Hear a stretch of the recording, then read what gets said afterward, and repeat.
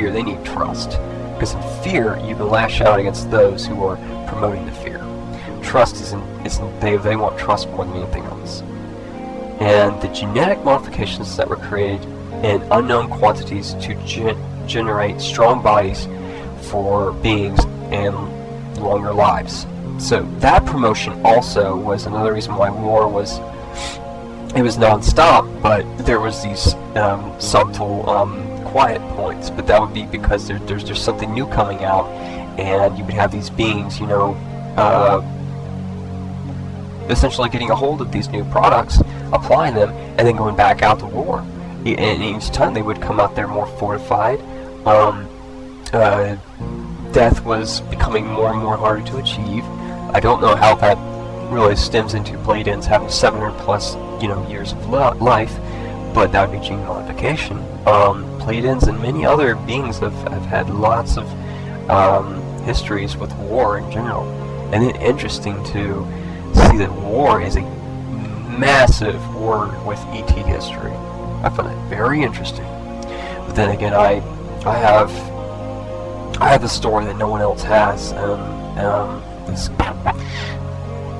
This all concludes itself quite nicely, but not to the entirety, of course. You'll know of the history of this universe, etc., etc. Okay. Let's see. Okay. The gene modification projects became empty of bettering life once the weaknesses and advantage points of the governments were carefully constructed. Governments known and... Okay, hold on a second. Okay, governments known, which are the ones out in the open, and no knowledge, only rumor-like bits of information of a shadow government lingered. There's a lot of stuff going on. Information flow during that time was brittle. It was very difficult to render through. The shadow government, having such power with their concepts and findings, were able to control other governments based on the progression of those beings, the progression of the truth itself, where we are now. From that point on, the amnesia of past lives began slower then more progressively. Government with so much power and currency had little reason to create distractions that would give their positions away. They were able to lay low for generations. For so long that they were able to become a one government to all other governments. However, the breakaway of other governments occurred once the weaknesses of beings were disclosed to the Galactic Federation of the governments at that time. Near to all governments wanted nothing to do with it. It was condoned. However, the reptilians offered contracts and nail-biting barters, aka precious stones, you name it, that swung some of the government's votes. Greys and other various beings that are with the reptilians and their plans of today linger but are near to all extinct or dying out. Secrecy was the reptilians' next interest because they realized then the governments that were suspicious of their actions, they had to create some sort of charity organization to present their image as trustworthy. I guess you could also say to make up for their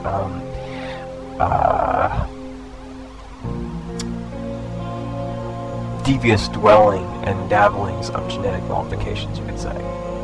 Some of this is on record, some of it's not. Okay.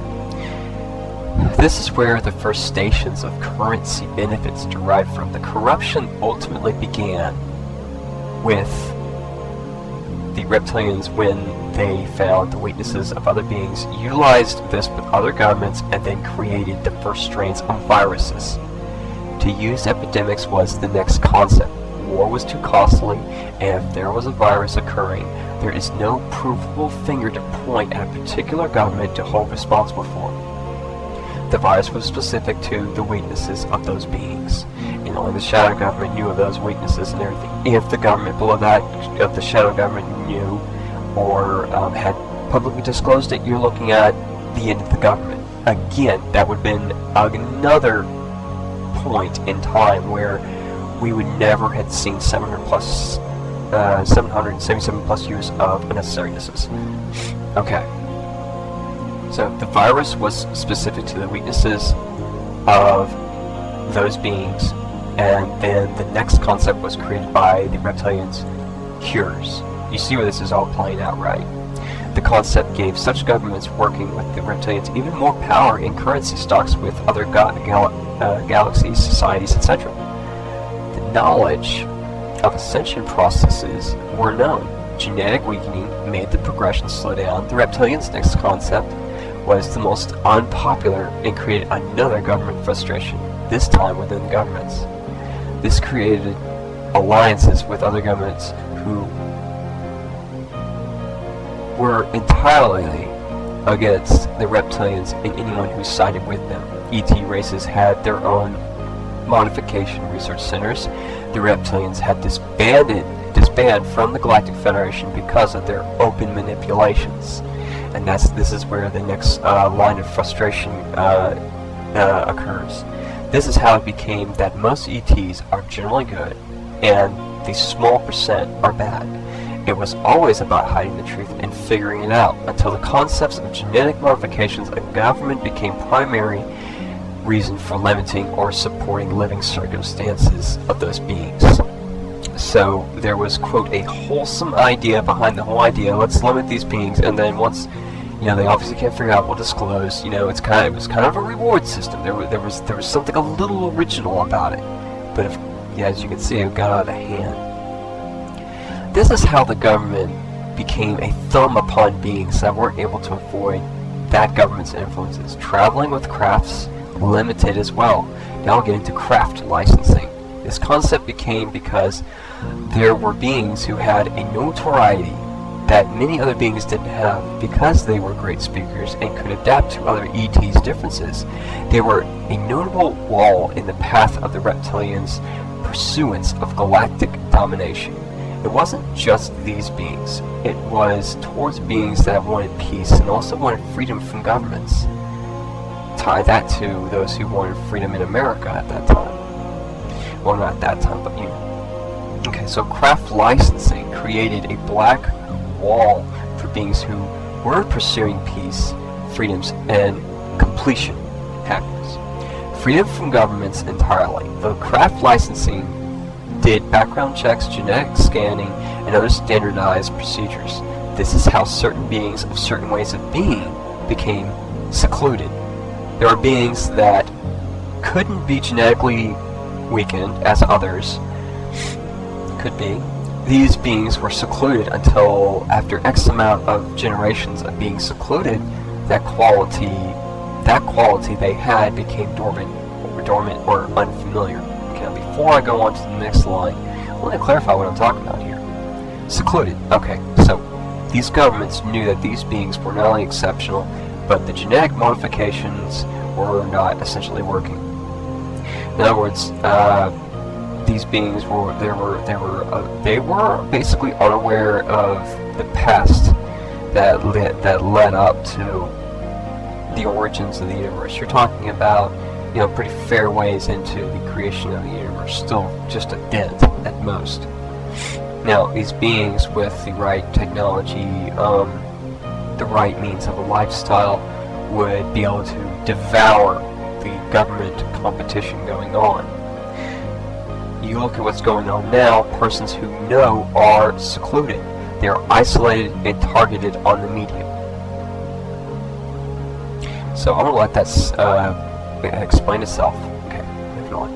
This is why certain newly discovered planets have beings that aren't technologically advanced, but are naturally in sync with their surroundings. What's the first thing that comes to mind? For me, it's Avatar. Not many of such ETs exist, but those who do still to this day live by peace in nature. It's the same with Native Americans and various Asians such as monks and Buddhists. I will provide the examples and I will provide historical resources. Continuing.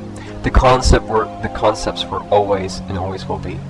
The reptilians only able to seclude those beings to those planets, so they could not help or aid other beings in their ascension and recollection of the origin and truth process, which they were entirely familiar with, but the technology to allow them to allow them that remembrance existed. They just didn't have access to it. This is how star children, indigo children, and other beings of other worlds came into being as they did. It's destiny, I would say.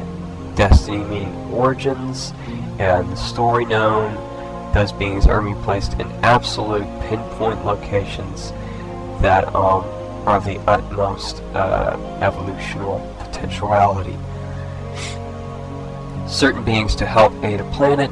This became because of the establishments before a time of any known documentations, except the First War, which its entirety is also a mist.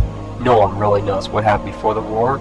I don't even think they even know why the war started. I only hear because it was territory and other such details. But the key information is still not being is unable to be expressed because it does not exist. If that information exists, it is held in utmost secrecy. Okay, but I still have not heard the concept that this universe has been tampered with, so that is the difference. Okay, my story, and this is where, actuality is encountered. My story begins in the 1980s, 777 plus billion years later. However, 1 week's worth of time in the ultimate realms, that's what it's equivalent to. My origins. Chaos having tampering with this universe. Time was altered. Many alterations occurred in variables as well. My presence here and being here was to establish enough documentation to disclude as much as possible out of vain. If most to all to be in vain, then the transition would have mourning and sorrowful qualities that couldn't ever be excluded. That variable being a risk to risk, thus I had to compile a very vast understanding of cultures on both this planet and other galaxies and this universe. I had to be able to relate to the beginnings of this universe, other ETs, and events before, during, and after Dysya, which is the transition, the occurrence itself. Dysya being an ultimate existence fusion process term. It was to originally occur with this universe. Tamperings creating widespread variables unknown to their ironies and realizations. The difference was for me to evolve as I would in eternal living circumstances of living, to interact as I normally would, but the hopes and wishes I had was to top my expectations. This occurred and then some, no doubt. Which means now it's the quantifications of evolution for everyone has been to a point where I don't even know anymore. I don't even know what to expect anymore. I mean, the day of irony that I've waited for, the occurrence itself that I'm waiting for, I don't even know the date of anymore because I exceeded my expectations, and because I'm no longer, because I haven't been in my, I haven't been in the original circumstances that I was in, that everyone else should be in as well, and then some, why not? I can't quite know. But even what I describe is what my friend describes as the future being. Him also being very exceptional. Okay, my documentations became exhausted even, to a point where so little was in vain that it is considered a cakewalk aspect, meaning the task was successful, however at near to ridiculous ease. However, my struggle in realizing who I am and what I was seeking was no cakewalk, nor was the journey through this lifestyle here. Having become successful, I await the day of irony. However, am uncertain if I have any other tasks or potentialities to ramify. My computer's graphic card is out of commission. Thus barely a 2001 or 2002 PCI card has been installed. I'm unable in many physical ways of partaking in mass speeches or gatherings of such events to express messages that could create a chain-link mass awakening process on Astra, the original name of Earth. Okay, I did tag religions. I was wondering when. Religions are one of the main reasons for the ascension process being limited here on Earth. However, more accurately, it is the inability to see the universe and feel its interlinking. If I were to establish this feeling even, the ascension process would not only feel very real and vivid, but would be a becoming at that moment.